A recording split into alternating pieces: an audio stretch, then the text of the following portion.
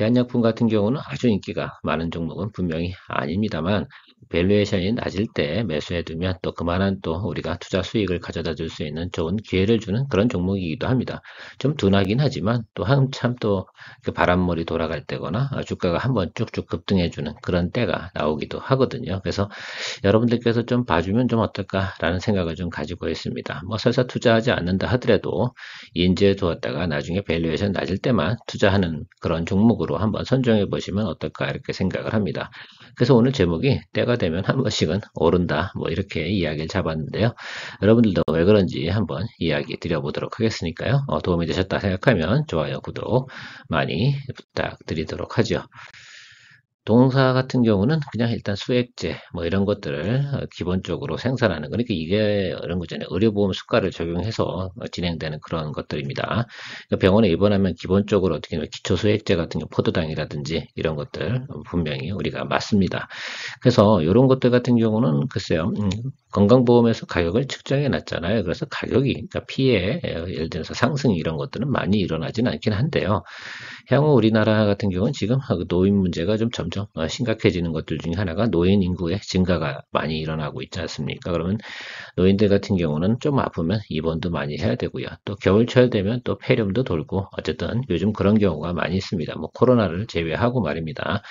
코로나 때 같은 경우는 동사 같은 경우는 크게 재미가 별로 없었습니다. 물론 그런 것도 좀 없지 않아 있겠죠. 입원 환자 수가 좀 많아야 기초수익자가 많이 나가. 그럼에도 불구하고 뭐 적자나는 기업은 아닙니다. 1년에 현금도 상당히 크게 늘어나고 있는 것들이고 상당히 안정적인 수익원을 가지고 진행되고 있고요. 거래처도 뭐 안정적으로 공급을 하고 있습니다. 참 뭐 그런 점들이죠. 그래서 뭐 장점이라고 하면 가격을 인상 요건은 많지 않은데요. 그러다가 뭐 가격 인상 한 번만 해보세요. 엄청나지 않겠습니까? 그래서 최근에 보면 제가 올해 내년 이렇게 가는 과정에서 한 번 정도는 가격 인상 이슈도 혹시나 존재하게 된다라고 한다고 그러면 엄청난 주가의 또 폭등도 가능할 수도 있는 부분도 없지 않아 있습니다. 물론 아직까지 가격 인상에 대한 요소는 나오고 있지는 않습니다. 지금 당연히 억제하고 있겠죠. 자, 그런데 언젠가 또 그런 구간들이 나타날 거고요. 또 하나 생각해 보면 어쨌든 큐의 확장은 계속해서 이루어질 거라고 좀 생각을 하고 있습니다.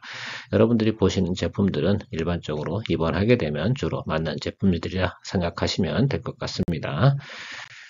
사업적 특징, 뭐 아주 간단하지 않겠습니까? 그런데 매년 이렇게 증가하고 있어요. 이 지금 성장성 같은 경우는 상당히 좋고요. 근데 지금 밸류에이션은 되게 낮다. PER이 0.6배밖에, PBR이 0.6배밖에 되지 않습니다. 자, 그럼 좀 생각해 보면, 야, 이게 ROE가 11.7%인 이 회사가 도대체 왜 이렇게 주가가 저평가되어져 있을까라고 생각해 보면, 사실 뭐 인기가 별로 없잖아요. 이게 무슨 신약을 개발하는 것도 아니고 큰 이슈가 터지는 것도 아니고 그렇기 때문에 그런 모습. 그러니까 좀 어떻게 보면 이게 가치주의 형 성격을 좀 가지고 있는 부분도 없지 않아 있습니다. 성장주라기보다는. 그런데도 꾸준하게 성장을 하는 건 또 나타나고 있는 모습이고요. 가장 좀 매력적인 포인트라고 그러면 현금 보유량이 상당히 많이 있습니다. 아마 이대로 계속 진행한다 그러면 애널리스트 리포트로 하면 2000, 뭐한 4, 5년 정도 지나면 시가총액만큼 현금을 보유하다 이런 표현도 나오고 있습니다. 가능할 것 같아요. 조금 저 정도 속도로 늘어나고 있으면 매년 보통 보면 지금 150억 이 정도 수준이 지금 현금이 늘어나고 있는 것을 우리가 확인할 수 있는데요.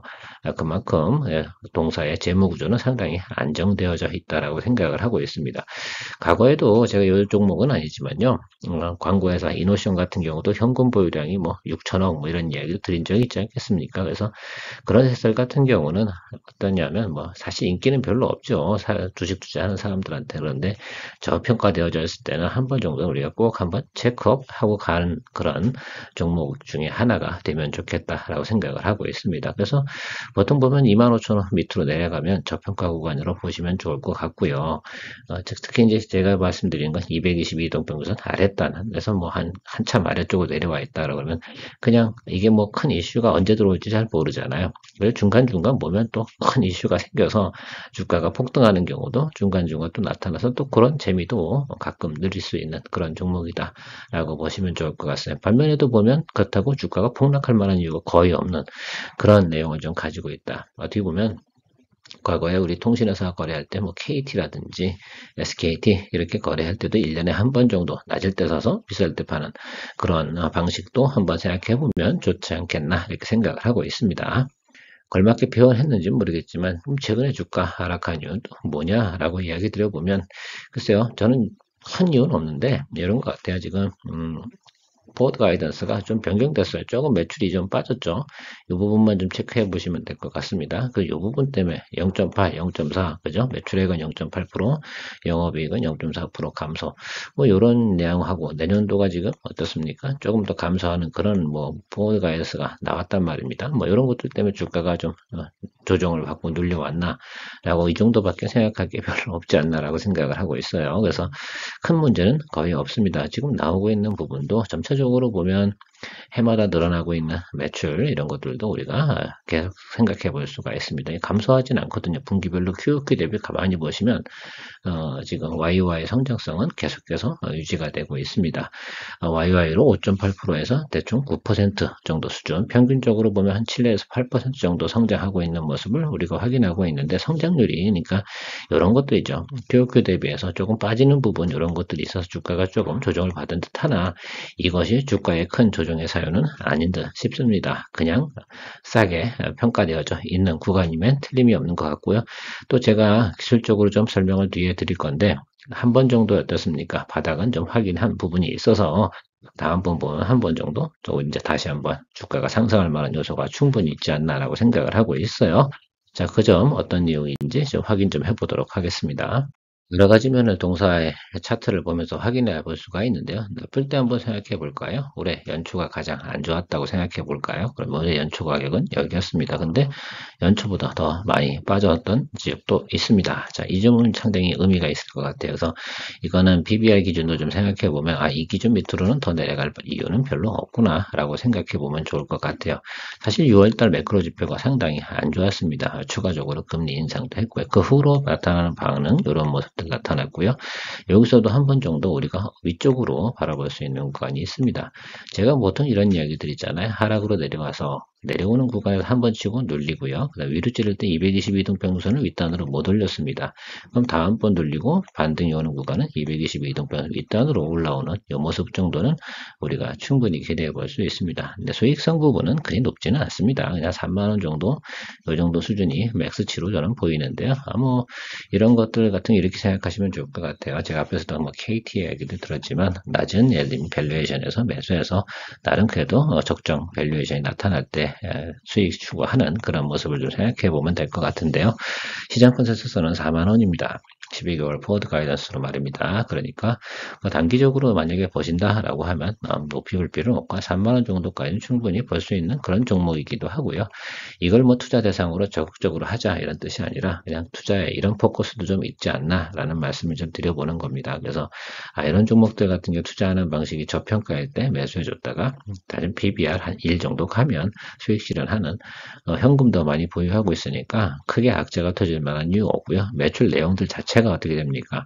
크게 예를 들어서 문제가 될 만한 내용이 없는 종목입니다. 그러니까 여러분들이 한 번 정도 투자 여부 관심 가져주는 것도 좋다라고 말씀드리도록 하겠습니다. 오늘 제가 이 영상 찍으면서 크게 인기가 없는 건 잘 알고 있습니다. 자, 그래서 끝으로 여러분들한테 매크로 지표, 어제 CPI 지표 잘 나왔습니다. 미국 같은 경우는 예상치보다 하회했고요. 당연히 주가는 올라가겠죠. 왜 그러냐면 금리 인상 이슈가 많이 사그라지는 거 아니에요. 채권금리도 상당히 크게 하락을 했습니다. 그 점들이 상당히 시장을 환호하게 만들었다고 생각하면 좋을 것 같은데 더불어서 빅스 지수도 같이 하락을 했죠. 투자의 심리가 좀 안정된다라고 생각을 하고요. 제가 적어도 빅스 지수가 13.6 정도까지는 좀 공격적으로 가도 괜찮다라는 말씀을 좀 드리고 있습니다. 자, 그래서 지금 14에서 지금 13.6 이 정도 수준까지 오는데 13.6 밑으로 내려가면 그때부터 조금 보수적으로 보시면서 가고요. 또 전체적인 트렌드 같은 경우 제가 지금 같은 경우는 공격적으로 매수하는 것도 의미가 있을 수는 있긴 한데 지금 우리가 뭐 기존에 투자하던 사람들 같은 경우는 그렇지 않잖아요. 대부분 물려있단 말입니다. 그래서 출구 전략을 잘 구사하시는 쪽으로다가 진행하는 것이 원래 투자 오래 하던 분들한테는 다 맞지 않나 생각을 해요. 그래서 현금을 보유할 거는 현금을 보유하고 수익 실현할 건 빨리 출구 전략 짜서 평균 매수 단가 낮추고 나오는 과정들을 생각해 봐야 됩니다. 여러분들도 아시다시피 랠리라는 게 계속해서 주가가 계속 오르면 얼마나 좋겠습니까? 근데 항상 보면 또 12월 또 FOMC 앞두고 나서는 그럼에도 불구하고 사람들이 투자 심리가 또 다시 또 사그라드는 것도 우려가 많잖아요.